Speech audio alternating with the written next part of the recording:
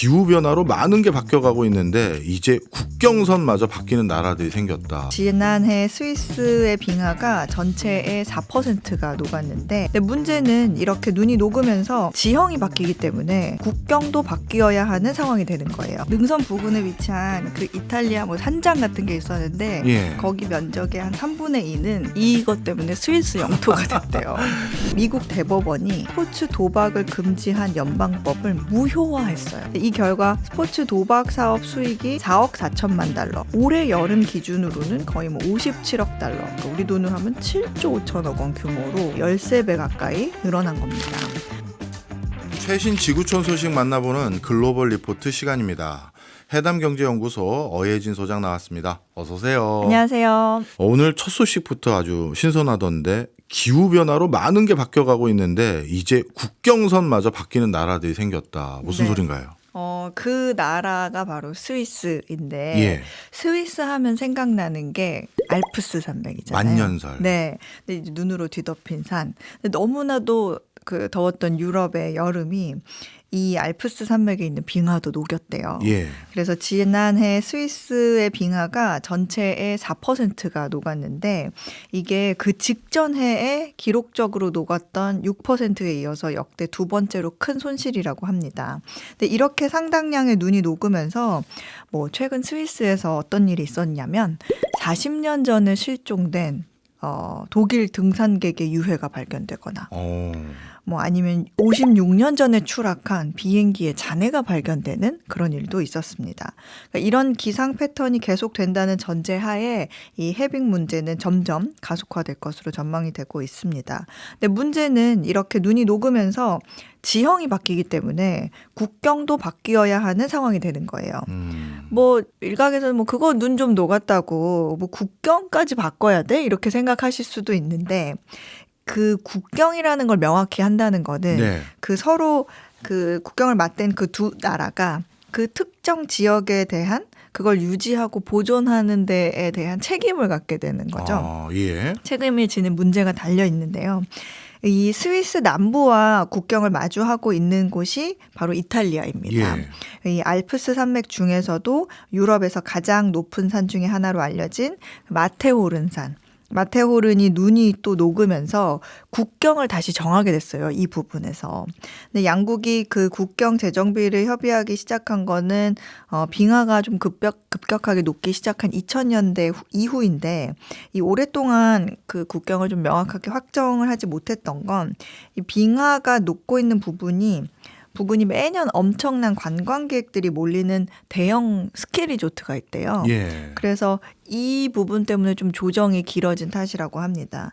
이것 때문에 이탈리아 같은 경우에는 케이블카를 좀 신규로 설치하려고 했는데 이걸 미뤘고, 그다음에 스위스 같은 경우에는 그 주변 마을에 주거시설, 건축 허가 같은 거를 이제 내줘야 되는데 그것도 중단이 되는 그런 일이 있었다고 합니다. 그렇군요.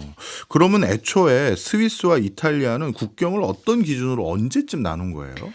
두 나라의 국경은 1815년부터 이 둘 사이에 놓인, 아까 말씀드린 그 마테호른, 예. 그 해발 4,478m의 마테호른 산의 능선을 따라서 공식적으로 정했는데요. 네. 최근에 빙하가 녹으면서 이 얼음에 숨어있던 안반이 점차 드러나게 됐고, 예. 그리고 그간 국경의 기준으로 삼았던 그 능선이 예. 남쪽으로 100에서 150m 정도 이동을 하게 된 거죠. 능선마저 위치가 바뀌었어요. 네. 근데 조금 더 구체적으로는 지금까지는 그 눈이 가득 쌓여 있어서 여기가 능선의 가장 높은 봉우리였는데, 눈이 녹고 나서 보니까 실제 산맥은 거기가 높은 곳이 아니었던 거죠. 그러면 당연히 능선이 새로 드러나고 변경됐으니까 국경선도 그 능선에 맞춰서 우리 능선으로 정하지 않았느냐. 그러니까 능선을 다시 확인했으니 국경선 일로 가자. 이렇게 된 거네요. 네, 맞아요. 네. 그래서 여기가 아니구먼? 예. 이렇게 되면서 다시 정하는 건데, 네. 스위스 쪽에 빙하가 주로 녹으면서 능선이 이탈리아 쪽으로 좀 이동을 하게 되고, 그 결과가 땅은 이탈리아 쪽이 좀 더 줄어들게 된 거예요. 그래서 능선 부근에 위치한 그 이탈리아 산장 같은 게 있었는데 예. 거기 면적의 한 3분의 2는 이것 때문에 스위스 영토가 됐대요. 그러면 이 지구 온난화라든가 알프스 지역에 빙하가 녹기 시작한 건 어제 오늘 일은 사실 아닐 텐데 그렇다면 양국 간 국경선이 바뀐 것도 이번이 처음이 아닐 것 같은데요. 네, 그거는 아닙니다. 지난 2000년에도 좀 빙하가 좀 빠르게 녹으면서 한 차례 국경선을 다시 정한 바가 있어요. 예. 그리고 이제 뭐 스위스나 뭐 이탈리아뿐만 아니라 이렇게 되면 야 이거 주변에 얼음도 뒤덮인 산들이 많은데 그렇죠. 그럼 이것도 다른 나라들도 이렇게 될 수 있겠네? 이런 생각이 들 거거든요. 그럼요. 예. 그래서 이탈리아인데 그 북서부 쪽하고 또 붙어 있는 나라가 프랑스예요. 아. 이탈리아 북서부와 프랑스 동남부도 국경을 마주하고 있습니다. 거기 지역은 제가 아는 산 이름이 하나 있는데 몽블랑산 맞나요? 맞아요. 우리가 많이 들어본 산이죠. 예. 그러니까 프랑스어로 하면 하얀 산을 의미한다고 하는데요. 그러니까 몽블랑산도 만년설로 뒤덮여 있으니까 이것도 눈이 녹는 속도가 좀 빨라지면서 여기는 스위스보다 더 많게 최대 한 300m까지 야. 국경선이 이렇게 새로 좀 이동해야 되는 그런 문제에 직면해 있습니다. 또 어느 한 곳은 이제 반드시 국경이 더 좁아지기 때문에 그 프랑스와 이탈리아 사이에서는 이 문제로 사실 몇 년째 분쟁을 이어오고 있다 그래요. 네. 한 번은 그 프랑스 해당 지역의 시장이 예. 그 일방적으로 이제 협의 없이 그 몽블랑 산에 있는 이탈리아로 된 표지판이 있었대요. 근데 이 표지판을 그 상의 없이 없애버린 거예요. 그러니까 이탈리아 쪽에서는 뭐야 지금 국경을 지금 자기네 마음대로 뭔가 조정한 거냐. 자기 땅이 아니라는 거야 우리 땅이 이렇게 얘기하면서 외교 분쟁으로 이어진 일도 있었습니다. 네. 근데 이것처럼 유럽뿐 아니라 세계 곳곳에서 뭐 빙하가 녹으면서 혹은 뭐 기후 변화로 인해서 국경선의 변화에 문제가 생길 수 있다는 게 또 전문가들의 전망인 거죠. 그렇겠네요. 유럽연합의 기후변화 관측 기관이 있거든요. 거기가 이제 코페르니쿠스라고 하는데 작년 세계에서 빙하 600기가톤이 사라졌대요. 예. 이게 역대 최고치를 기록했고 알프스 빙하 같은 경우에는 지난 2년 사이 10%가 녹아서 사라졌다고 합니다. 네. 문제는 이런 국경의 변화로 생기는 다른 문제들이 또 생길 수 있다는 거예요. 그러니까 국경만 이렇게 해서 이렇게 선만 이동하면 뭐 별 문제가 없겠지만 사실은 그로 인해서 발생하는 것들, 네. 자원 문제 같은 게 발생하겠죠. 뭐 그게 물일 수도 있고 아니면 뭐 광물 같은 천연 자원이 있을 수도 있죠. 네. 이 선이 바뀌면서 우리가 얻을 수 있는 자원들이 줄어들면 굉장히 좀 예민한 문제가 되잖아요. 네. 이제 그럴 경우에는 국가 간의 분쟁 가능성이 더 높아질 것으로 예상이 됩니다. 그렇겠네요. 이제 기후 환경이 국경선마저 바꾸는 이런 상황까지 진짜 와버렸군요. 알겠습니다. 이번에는 다른 얘기 한번 해보겠습니다. 미국은 요즘 내셔널 풋볼 리그가 한창이라고 들었는데 이 시즌이 있을 때마다 요 몇 년 사이에 호재를 맞는 산업이 하나 있다. 네. 이건 뭔가요? 맞습니다. 말씀하신 것처럼 이제 9월부터 12월까지는 미국의 이제 전미 미식 축구 리그라고 해가지고 NFL 총 32개 팀이 16개 팀, 16개 팀 해서 각각의 그 리그 안에서 토너먼트 경기를 치르는 시즌이 있어요. 예. 그리고 그 각 리그에서 우승한 두 팀이 그 다음 해 뭐 1월 아니면 2월에 결승을 하는데 이 결승전을 슈퍼볼이라고 우리가 부르죠. 네. 근데 이 미국인들에게 그 풋볼, 미식 축구라는 거는 거의 뭐 이제 대학 시절부터 정말 열광했던 그런 어떤 소울 스포츠 예. 같은 그런 느낌이거든요. 그래서 이때는 TV 시청률도 확 오르고요. 그렇기 때문에 기업들의 광고 단가도 몇 배씩 커집니다. 뭐 30초에 90억 이런 정도로 굉장히 시장이 커지죠. 네. 그래서 보통은 이제 광고하는 기업들 아니면 방송국들이 주로 이런 호재를 누렸었는데 요즘은 그 스포츠 베팅 업체들이 주로 그러니까 온라인 경우에 네. 온라인 베팅 플랫폼들이 그 특수를 또 제대로 누리고 있다고 합니다. 우리나라는 스포츠 복권은 있는데 네. 이 미국은 스포츠 도박이 합법인가 보죠? 그렇죠. 우리나라 같은 경우에는 뭐 스포츠 복권이 이제 거의 뭐 유일하다시피 합법인데 미국은 사실 전체는 아니고요. 현재 38개 주가 스포츠 베팅을 합법으로 인정을 하고 있습니다. 원래는 그 1992년 그 연방법에 따라서 스포츠 이벤트에 따른 도박은 금지가 돼 있었어요. 다만 이제 유일하게 딱 한 곳, 그 라스베가스가 있는 네바다주만 합법적으로 가능했습니다. 예. 그런데 지난 2018년에 미국 대법원이 그 스포츠 도박을 금지한 연방법을 무효화했어요.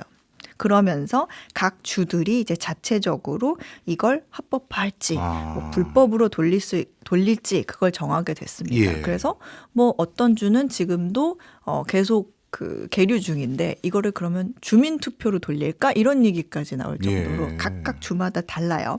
그래서 이 판결 이후에 많은 주들이 스포츠 베팅을 합법화를 하면서 지금까지 이제 50개 주가 있는데 38개 주가 합법이 된 거죠. 네. 덕분에 그 2018년 이후에 스포츠 도박이 굉장히 폭발적으로 증가를 했고, 그다음에 이제 뭐 모바일 스포츠 베팅 앱이 완전히 뭐 확산을 하게 되죠. 근데 이 결과 스포츠 도박 사업 수익이 뭐 2018년에 4억 4천만 달러, 뭐 한 우리나라 돈으로 하면 6천억이 좀 안 되는 규모였던 게 올해 여름 기준으로는 거의 뭐 57억 달러, 그러니까 우리 돈으로 하면 7조 5천억 원 규모로 6년 만에 거의 뭐 13배 가까이 늘어난 겁니다.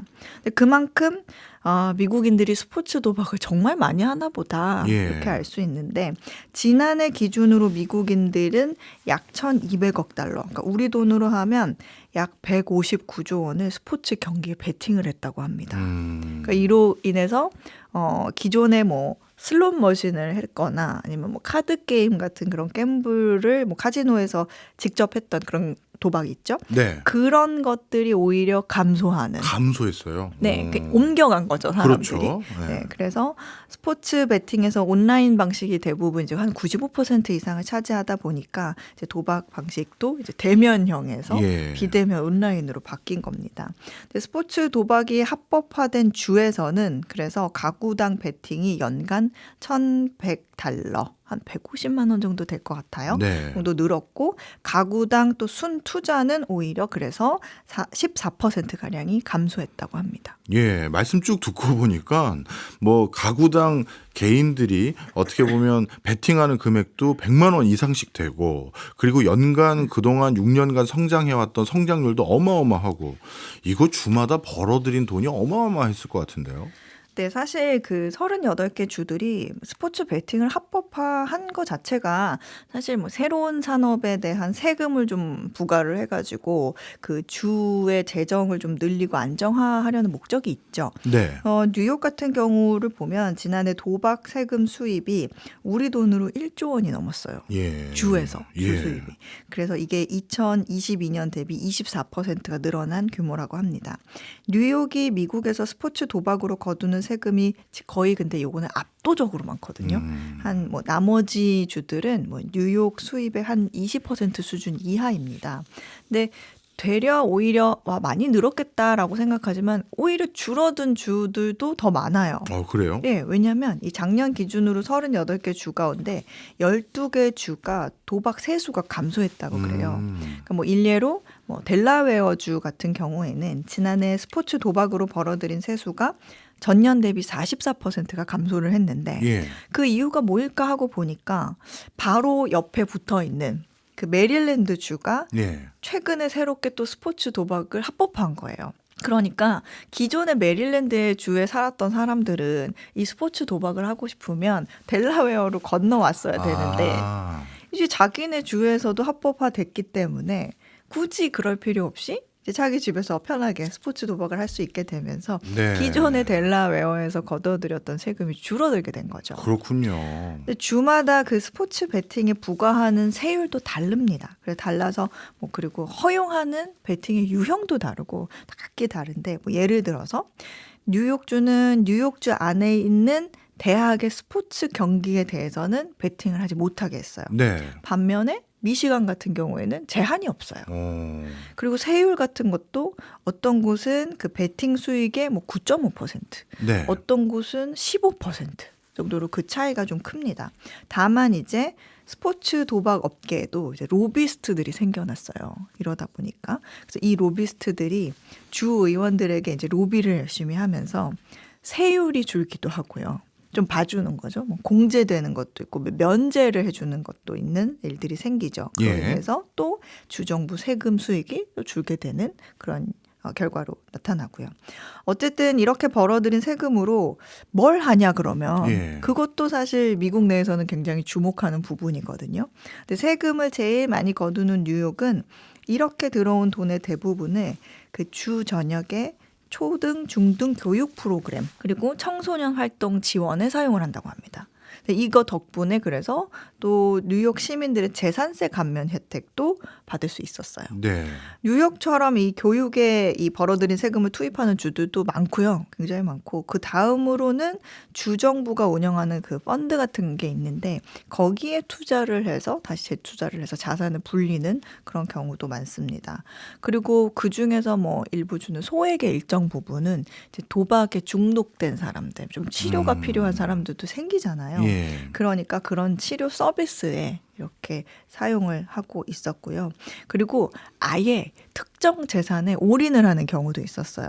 뭐 지난해와 올해 초 사이에 그 통계를 보니까 플로리다 같은 경우에는 스포츠 도박 세수로 걷어들인 돈의 한 96%를 그 수질 프로젝트에 썼대요. 네. 그리고 뭐 켄터키주 같은 경우에는 거의 대부분이죠. 98%를 그 주연금으로 연금. 네, 사용했다고 합니다.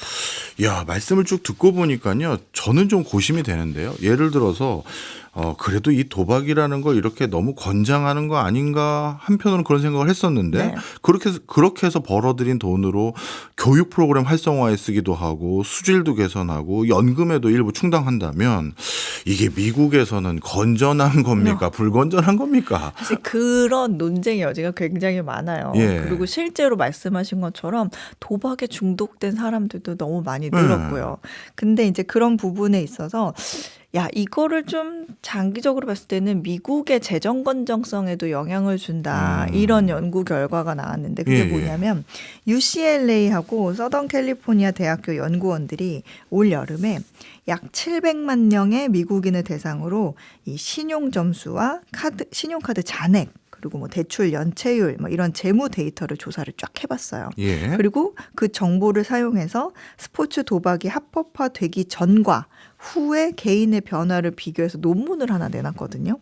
근데 이 논문 결과를 보니까 스포츠 도박을 합법화한 주에서는 사람들의 평균 신용 점수가 0.3%가 떨어졌는데 온라인 스포츠 도박을 허용한 주를 보니까 평균의 3배인 1%가 감소한 것으로 나타났다고 해요. 근데 이는 어떤 그 소수의 심각한 도박꾼들이 예. 이 신용 점수에 굉장히 큰 타격을 입으면서 전체 평균이 하락한 결과로 해석을 합니다. 근데 이로 인해서 스포츠 도박이 합법화된 주에서는 파산 신청률도 늘고 뭐 예. 채권 추심률 이런 것도 크게 증가를 했고요. 대출 같은 경우에는 8%, 자동차 대출 연체율도 9% 이렇게 증가했다고 합니다. 네. 근데 이거는 지금 뭐 저마다 개인들이 이렇게 됐다라는 거긴 하지만 사람들의 부채 수준을 높여서 이렇게 개인의 재정 건전성을 해치는 결과로 이어지면 결국에는 이게 실업, 파산, 그리고 뭐 개인적으로는 또 우울증 그렇겠네요. 이런 게 있으면서 복지 비용도 나갈 테고요. 뭐 의료, 뭐 실업보험, 그다음에 뭐 형사산업 시스템 등 이런 재정적 비용 증가로 이어지게 되거든요. 그러니까 즉 주정부가 기대하는 세수 혜택이랄 게 있을 텐데 이런 사회적 비용으로 좀 상쇄되는 경우가 많이 발생한다는 겁니다. 네. 미국의 전국 도박문제위원회에 따르면 미국은 성인 600만 명이 도박 문제를 겪고 있고 그중에 250만 명이 굉장히 심각한 중독을 겪고 있는 것으로 추정을 하고 있습니다. 이 때문에 주의회에서는 이 같은 부작용을 좀 해결하기 위해서 뭐 도박 사이트의 광고는 전면 금지를 한다거나 뭐 개인이 하루 또는 뭐 특정 기간 동안 베팅할 수 있는 횟수나 금액을 제한하는 경우도 뭐 주마다 있습니다. 아무리 도박으로 벌어들인 돈을 좋은 데 쓰긴 하지만 역시 그 과정에 부작용도 확인되는 부분이 있었네요.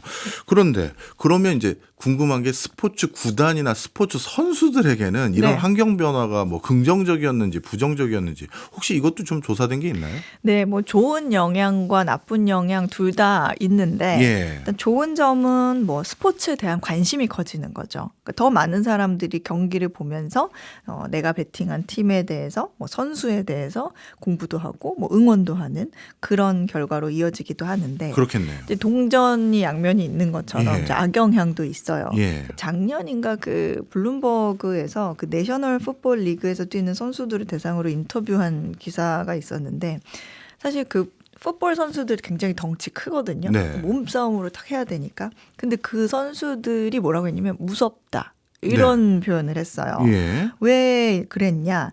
그 배팅을 하는 사람들이 뭐 돈을 건 팀이 또는 선수가 경기에서 졌을 때 그 원망을 팀이나 선수들한테 한다는 거예요. 예. 근데 그게 너무 아쉬워. 왜 이렇게 졌어? 왜 이렇게 못했대? 라고 하는 게 아니라 뭐 증오와 뭐 보복을 하거나 뭐 위협을 하는 경우까지 생긴다는 거죠. 그렇겠네요. 이게 이제 내 돈까지 잃어버리면 그것 때문에 정말 선수들이 미국은 또 흉기 또는 네. 총기도 가지고 다니잖아요. 네. 이거 진짜 테러 위협까지 느끼겠는데요. 그래서 뭐 식당에서 실제로 마주쳤을 때 왜 패스를 더 많이 못 받았냐?